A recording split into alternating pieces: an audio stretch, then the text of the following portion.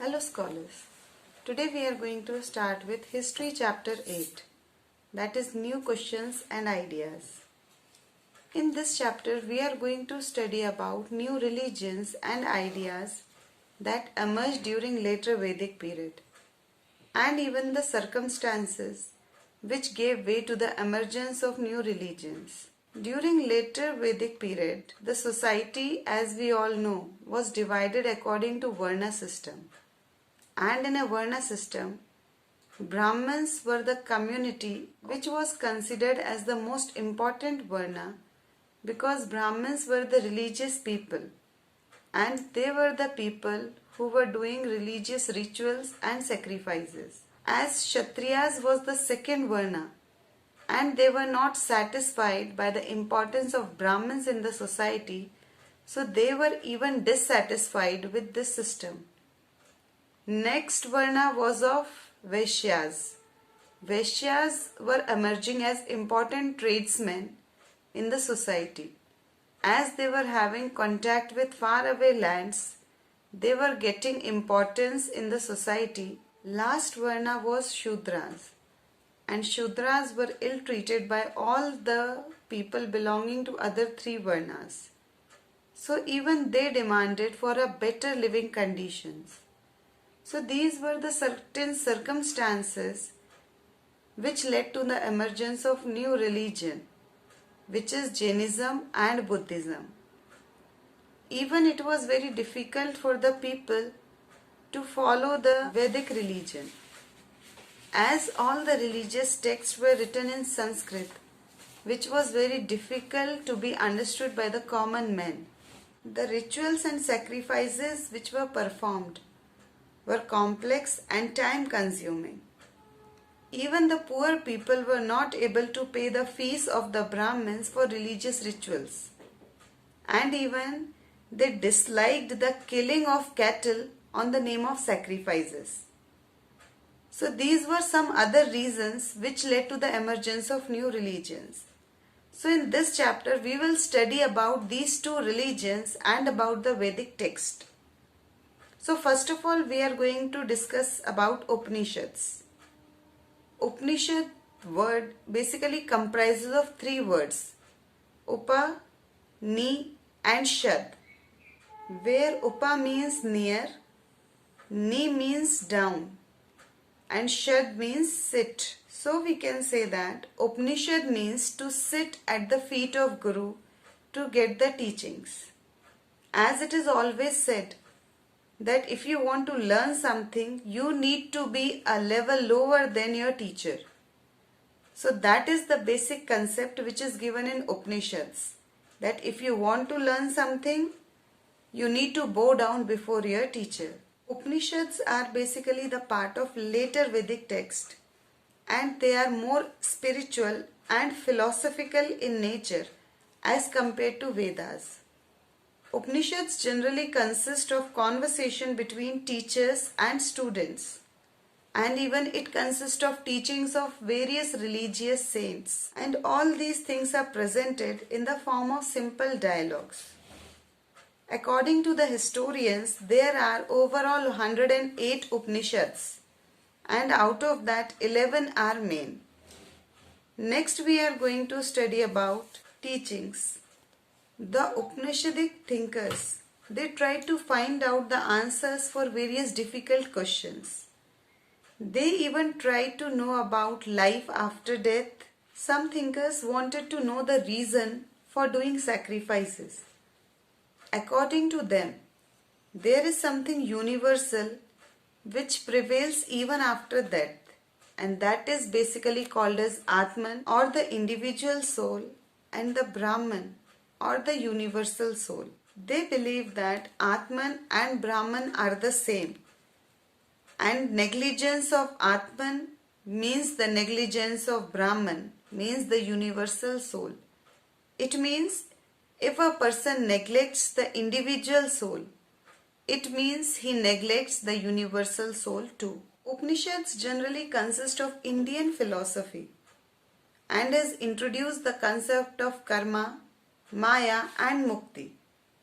Upanishad states that The Atman or individual soul can go and meet the universal soul by doing right karmas or right actions. Upanishads even discuss about creation of world, creation of man, life after death, importance of karma, yoga, meditation, ideal human conduct, and so on.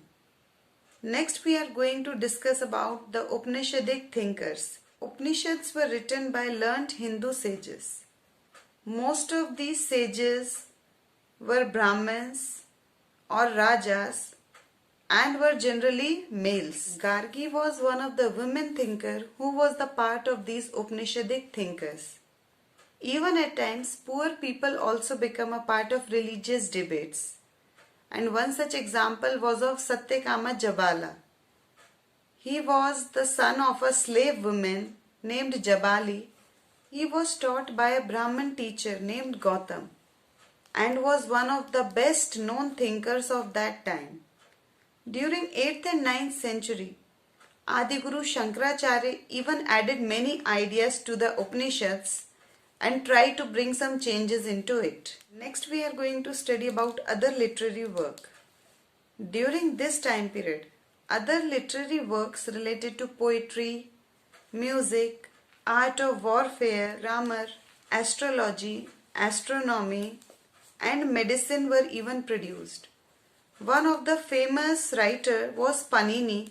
He prepared a grammar for Sanskrit. In that he arranged vowels and consonants in a special order to make some formulas, and those formulas were later used for making the rules for the language. In this manner, various other literary works were introduced which brought a change. Next we are going to study about the religions which emerged during the later Vedic period. One of such religion was Jainism. So now we will be studying about Jainism. Vardhaman Mahavir is considered as the founder of Jainism. Although he was the last and 24th Tirthankara of Jainism, but still he is called as the founder because he gave the ideals of Jainism. His teachings comprises of the basic ideals of Jainism, and he was the one who propagated the Jainism to a larger extent. The first Tirthankara of Jainism was Rishabdev and the 23rd Tirthankara was Parshnath. And the followers of Jainism are known as Jains. Next we are going to study about the life of Mahavir. Mahavira was born at Kundalgram near Vaishali in Bihar in 599 BC. He was a Kshatriya prince of Lichavis. His father Siddharth was a head of Kshatriya clan and his mother Trishla was a Lichavi princess. He was married to a girl named Yashoda, and at the age of 30 he left his home in search of the truth about life. He meditated for around 12 years and after that he attained enlightenment. After that he attained Kaivalya or the spiritual knowledge. And then he was being called as Mahavira or Jina. The word Jain is derived from the word Jina, which means conqueror. He passed away at the age of 72 at Pavapuri near Rajagrahi in Bihar. Next we are going to study about the teachings of Mahavir. Mahavira has propagated some basic ideals of Jainism. So some of his teachings are concept of ahimsa. He said that the people should strictly follow the concept of ahimsa. Ahimsa means we should not hurt or kill any living organism. He preached that nobody should harm any living creature, whether a plant or an animal. Every living being longs to live, and to all things life is dear. Mahavira preached to live a simple life, begging for food.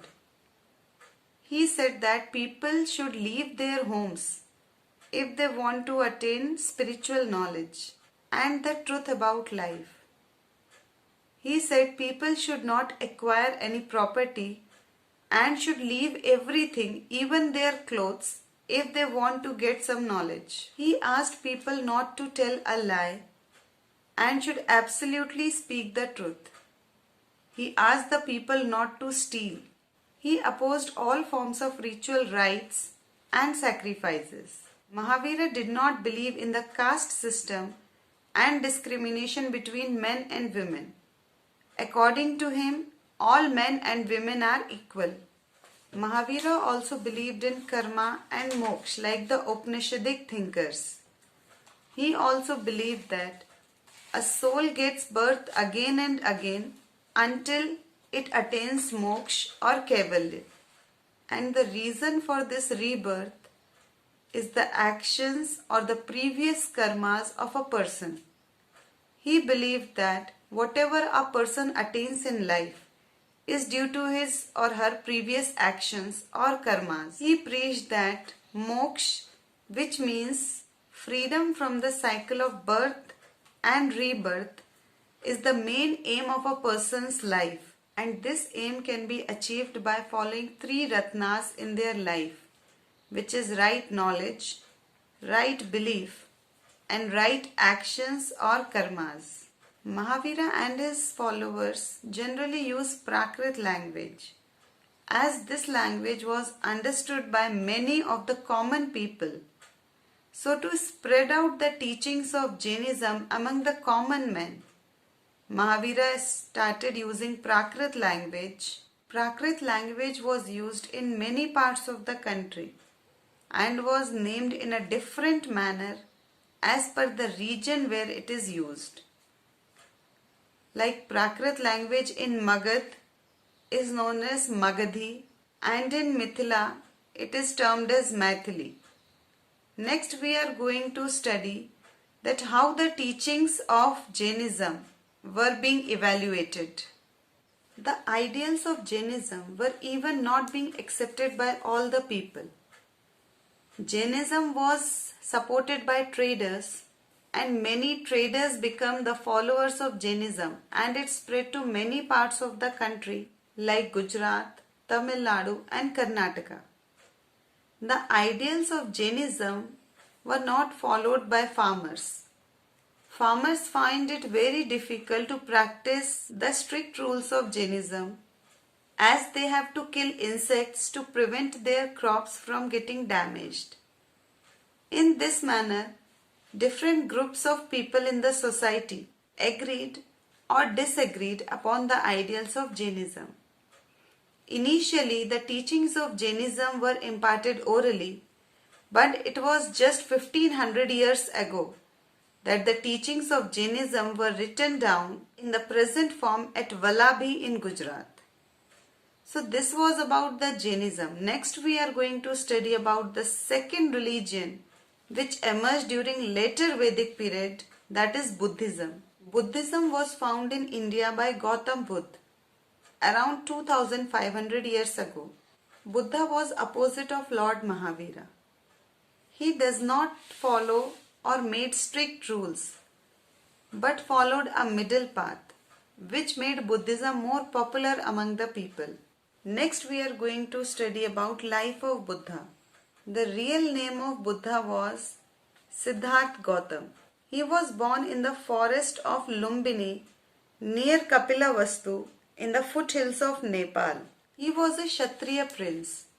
His father Shuddhodhan was the head of Shakya clan, and his mother was Mahamaya, who died at a very early age when Siddhartha was just 7 years old.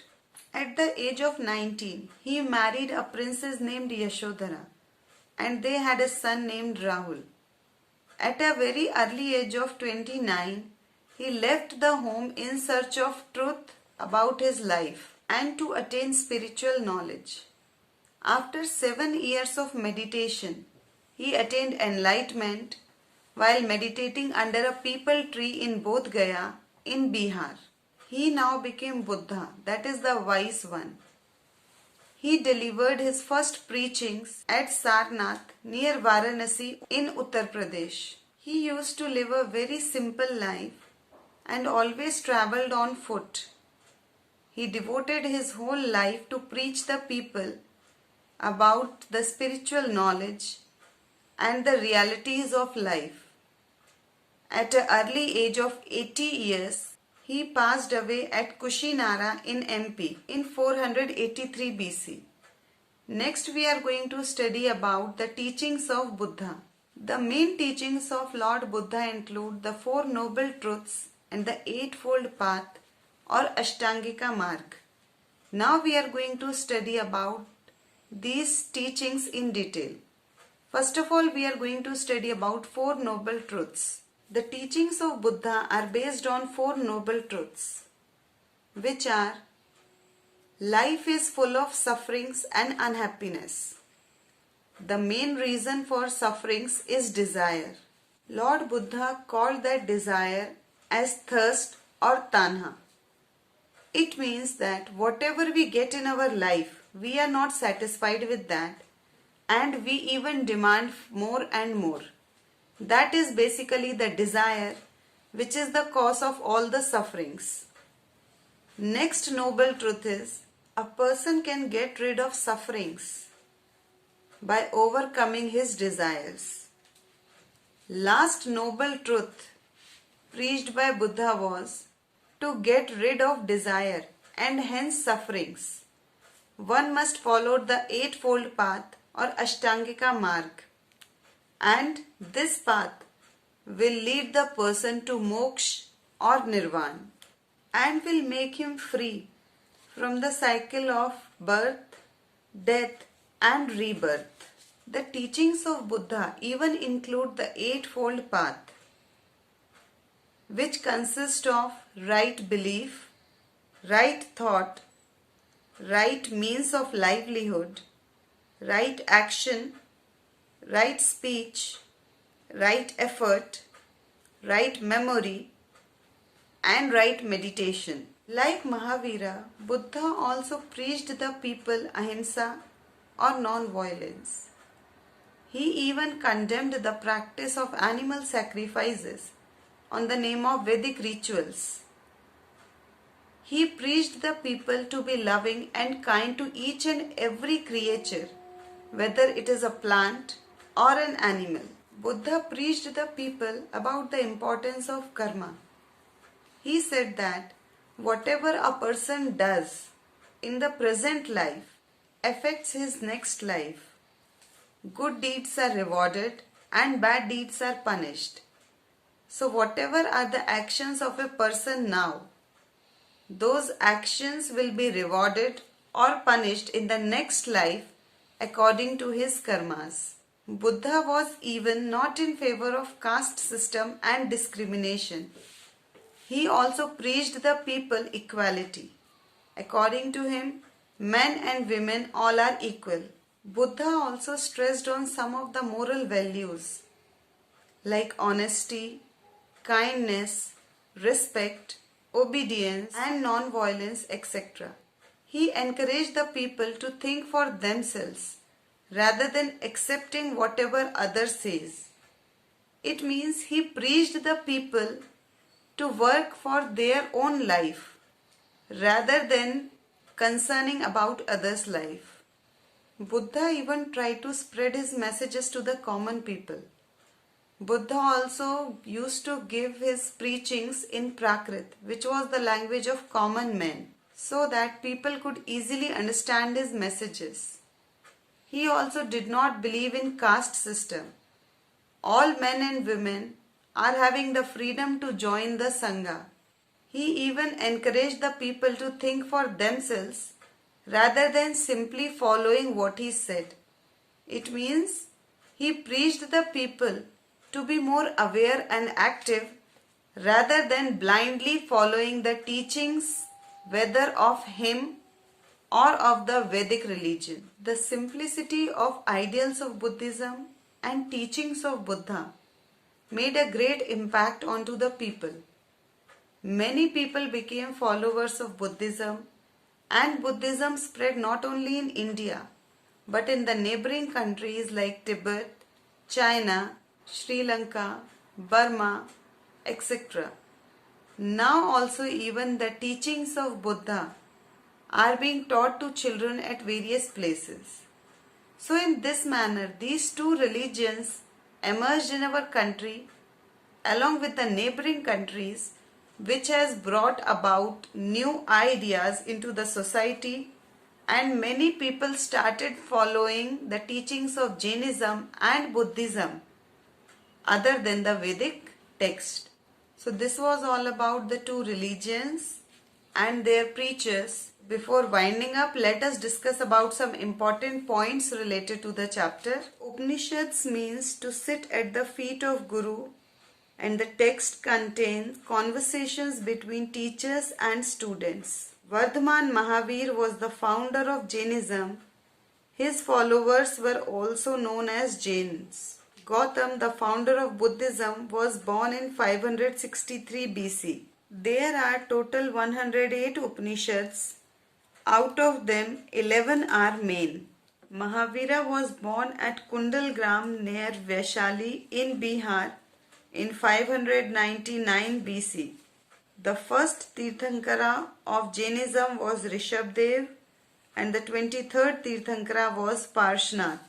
Moksha can be achieved by following three Ratnas, which are right knowledge, right belief, right conduct or actions.